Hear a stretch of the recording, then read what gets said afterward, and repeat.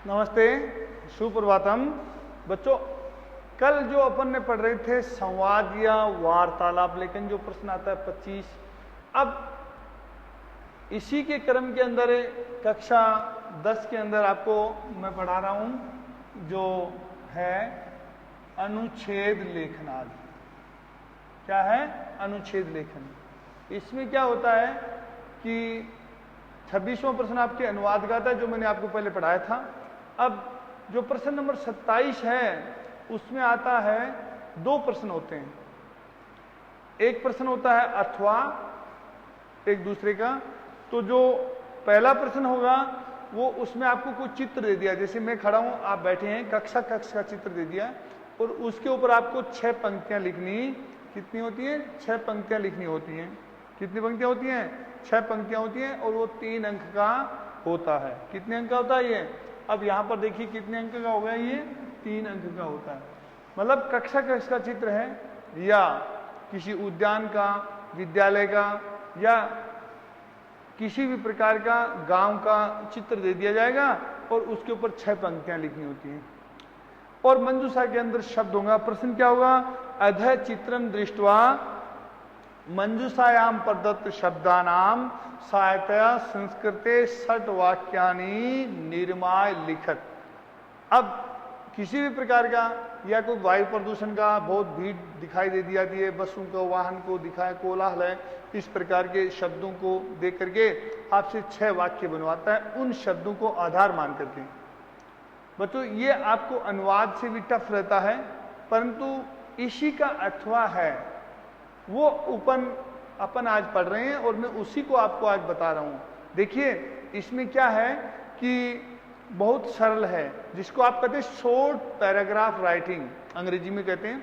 जैसे किसी टाइटल, किसी बिंदु पर, विद्या पर, परोपकार पर, सत्संगति पर, भारत देश पर, संस्कृत भाषा पर, किसी कालिदास आदि कवि के ऊपर, या मर्यादा पुरुषोत्तम राम पर, या रामायण पर, महाभारत पर, किसी भी बिंदु को आधार मान करके आपके 6 मंजूषा के अंदर शब्द दिए हुए आएंगे और नीचे उस जो अनुच्छेद है उसमें खालिस्तान होंगे और उन खालिस्तानों को आपको क्या करना पड़ेगा? उस मंजूषा वाले शब्दों से भरना होगा। बस इसमें यही करना है। उस 6 वाक्यों को आप संस्कृत अनुवाद से ये रहेगा। और इसीलिए मैं कहता हूं कि प्रश्न नंबर 27 का अथवा क्या है? अनुच्छेद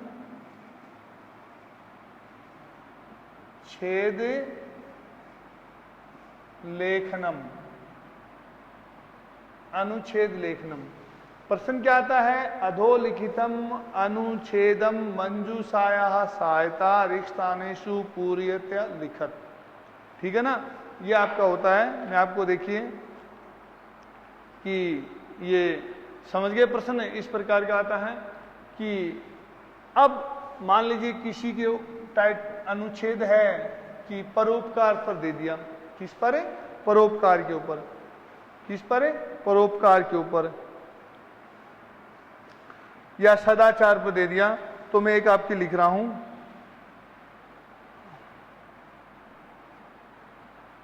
लिखो, देखो अभी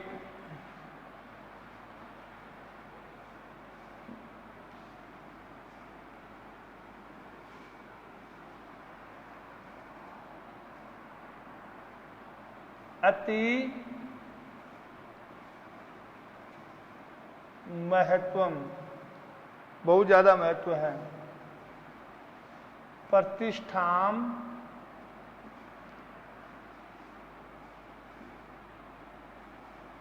धर्मा अधर्मम सर्वधनम पशुरेव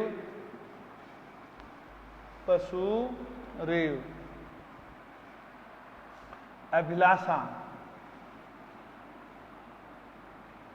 अभिलाषा ये शब्द हैं। देखो अब इसके अंदर आपको क्या, नीचे एक पैराग्राफ दिया हुआ है, यहां से शुरू करता हूं। विद्या धनम खालिस्तान प्रधानम अस्ति। ठीक है, आगे दिया है विद्या एव मनुष्य से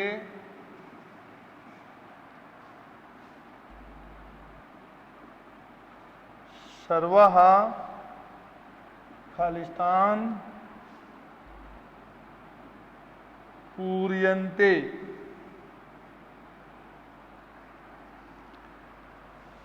आगे हैं विद्या एव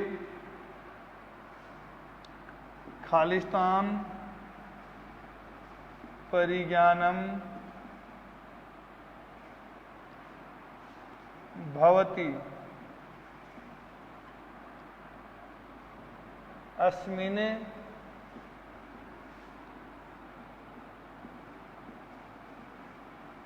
समये विद्यायाः खालिस्तान वर्तते। विद्या विहीनः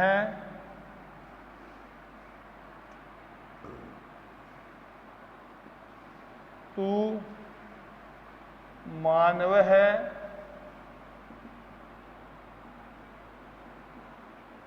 साक्षात वर्तते।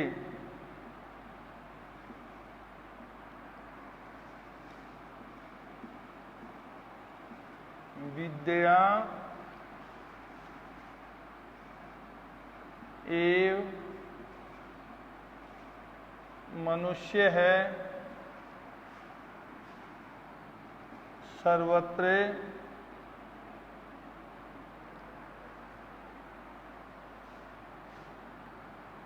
प्राप्नोति प्राप्त करता है। विद्या वस्तुतः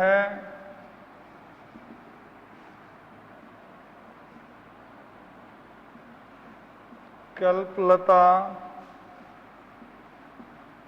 विद्यते।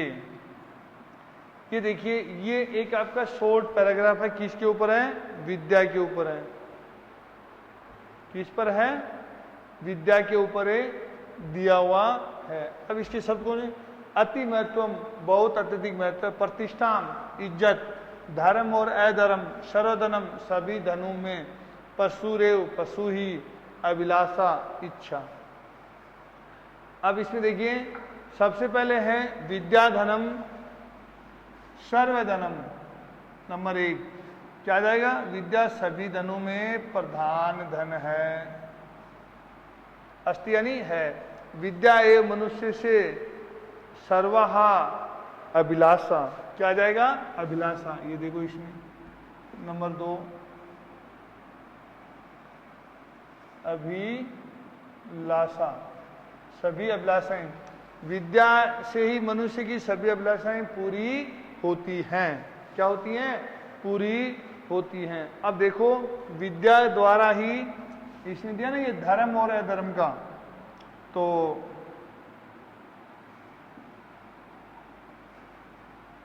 धर्माधर्मम, धर्म और अधर्म का परिज्ञानम यानी ज्ञान, भवति यानी होता है। अरे विद्या से ही, नॉलेज से क्या होता है? धर्म और अच्छे और बुरे का ज्ञान होता है। अस्मिन समय, इस समय, विद्या यानी विद्या का, अब क्या आएगा इसमें? एक शब्द दिया अति महत्वम।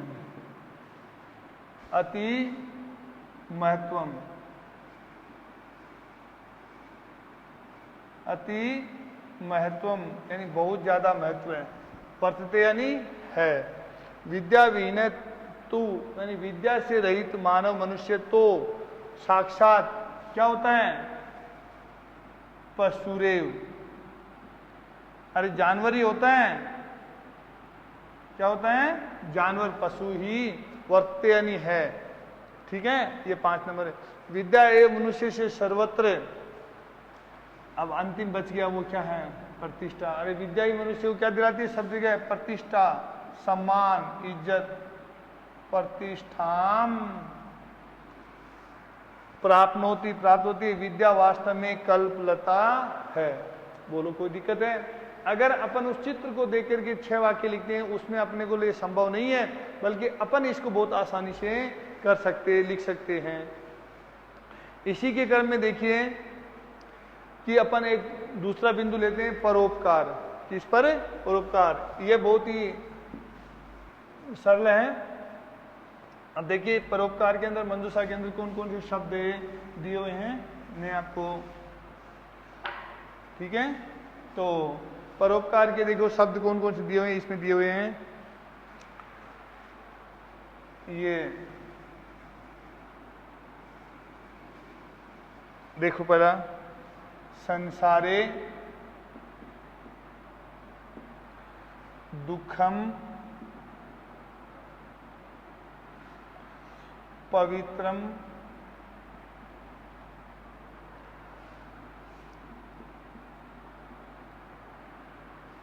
स्वार्थ तत्परः परेशान और प्रतिष्ठा। ठीक है, ये इसके अंदर 6 शब्द मंजूषा के अंदर दिए हुए हैं। और अब देखिए इसमें ये जो परोपकार के ऊपर जो पैराग्राफ है ना शॉर्ट, उसके अंदर जो खालिस्तान बनने, उसमें देखो सबसे पहले खालिस्तान दिया हुआ है।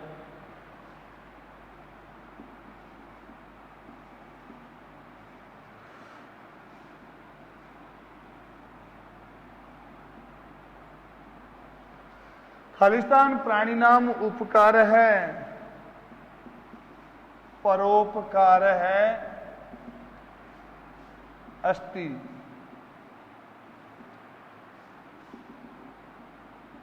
परोपकार है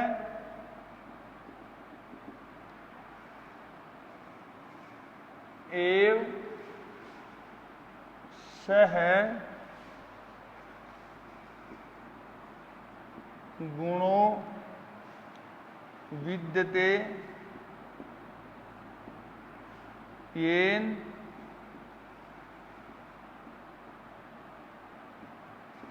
मनुष्येषु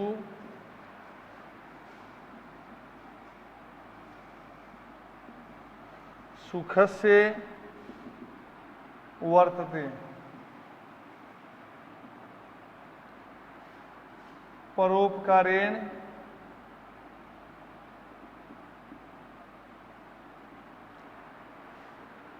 एव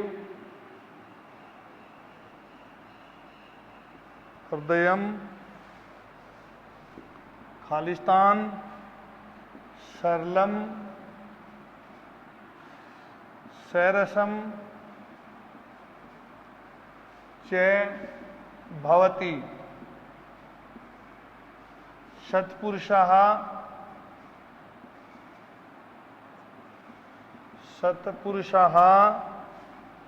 कदापि खालिस्तान न भवन्ति ते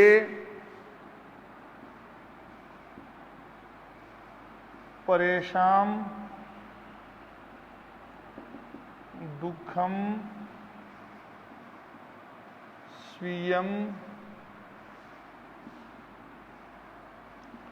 मत्वा। यहां पर नसत्व संधि कर दी है, तत् प्लस नासाय। आगे नसत्व वर्ण था तो पूर्व वाला भी तय का न हो गया, तन नासाय, नसत्व संधि नासाय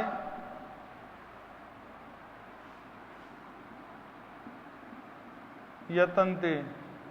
ठीक है, अब सबसे पहले देखिए कि आपके परेशान शब्द दिया हुआ इसमें, यानी दूसरों का षष्ठी का बहुवचन है। ये परेशान दूसरे प्राणियों का उपकार ही परोपकार अस्ति है, यानी दूसरे प्राणियों का उपकार ही क्या है, परोपकार है।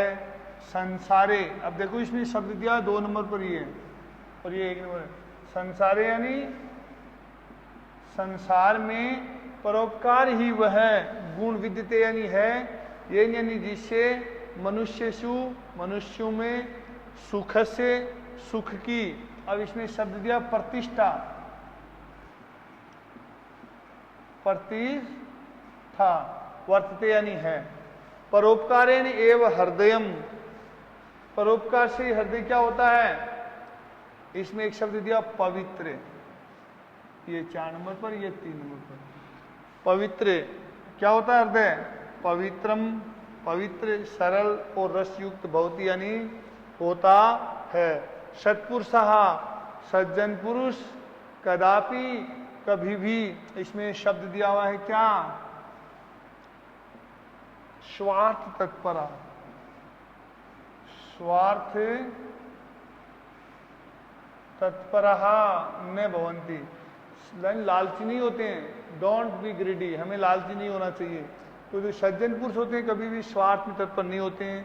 ते परेशान दुखम, वे दूसरों के दुख को स्वीयम, और नंबर 6 पर क्या गया, अपना, दुखम दुख, मत्वा मान करके, तत्नाशाय उसके नाश के लिए, यतनते यानी प्रयत्न करते हैं। ये किस पे आ गया, परोपकार के ऊपर आ गया, समझ में आया। इस प्रकार से इसी की क्रम में देखिए एक है सदाचार, इस पर है सदाचार पे देखिए, इसके अंदर भी ये बहुत ही अच्छा परोपकार की तरह, सद यानी अच्छा, आचार मतलब आचरण, ठीक है। तो इसके मंजूषा के शब्द हैं, सदाचार के अंदर देखिए शब्द हैं, सदाचार है, सदाचार है, सर्वेषाम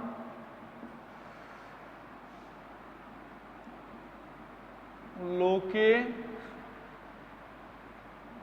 भूषणम, आभूषण गहना, कुर्वन्ति समावेश,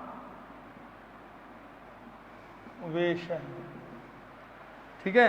ये देखिए अब इसके अंदर देखिए, अस्मिन खालिस्तान सज्जनः यथा आचरणम खालिस्तान तद वदेव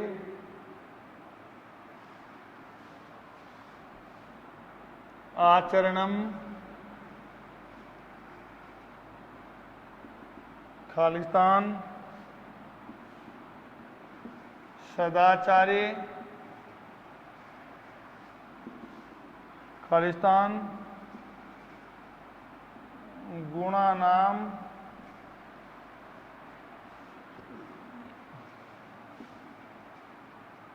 भवति,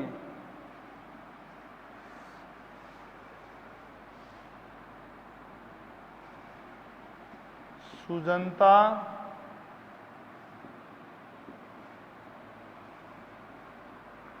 वाक संयम है, विनय है, धर्माचरणम इति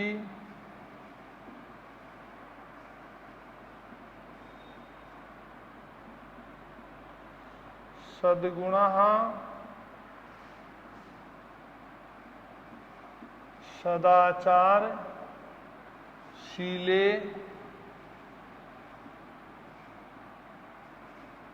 जने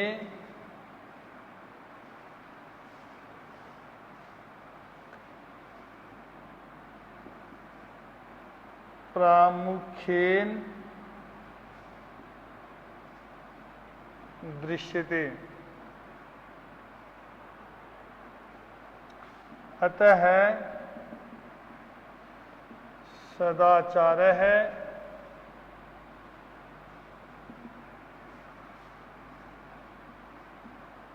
शीलम व मानवस्य परम मन्यते। कितना सरल है। आप देखिए कि अस्मिन यानी इस, अब क्या आएगा, इस लोके यानी संसार में, वर्ल्ड में, तो इसमें क्या जाएगा, अस्मिन लोके, इस लोक में, सज्जनः यथा आचरणम। अब इस संसार में सज्जन लोग यथा यानी जैसा, आचरण यानी आचरण, इसमें क्या आएगा। अब यहां पर देखो ये बहुवचन, ये करता है बहुवचन है, तो यहां पर क्या जाएगा, कुर्वन्ति, करते हैं। इस लोक में सज्जन लोग जैसा आचरण करते हैं, तद्वदेव, वैसा ही आचरणम, वैसा ही आचरण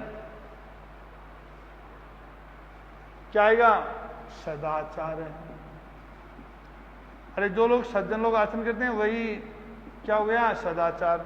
सदाचारे, सदाचार में, अब देखो इसमें दिया हुआ है सर्वेशाम, सर्वे शाम गुणा नाम, क्या होता है, सभी गुणों का समावेश। ये देखो इसमें दिया हुआ है समावेश है भवती, यानी सदाचार में सभी गुणों का समावेश भवती यानी होता है। सजनता, वाणी में संयम, विनम्रता, धर्म का आचरण, अच्छे गुण, सदाचार के व्यवहार, जने यानी मनुष्य में, पारमुख्य यानी प्रमुखता से दृश्यते यानी दिखते हैं। अतः सदाचार का जो आचरण है वो मानव का सबसे श्रेष्ठ, बच गया क्या, भूषण में नहीं, आभूषण माना जाता है। ये आपका छठा हो गया। इस प्रकार से बच्चों ये क्या हुए आपके वार्ता, अनुच्छेद लेखन। किसी बिंदु के ऊपर 6 जो खालिस्तान आएंगे उनको भरना होता है और ये 3 अंक का होता है। आई बात समझ में।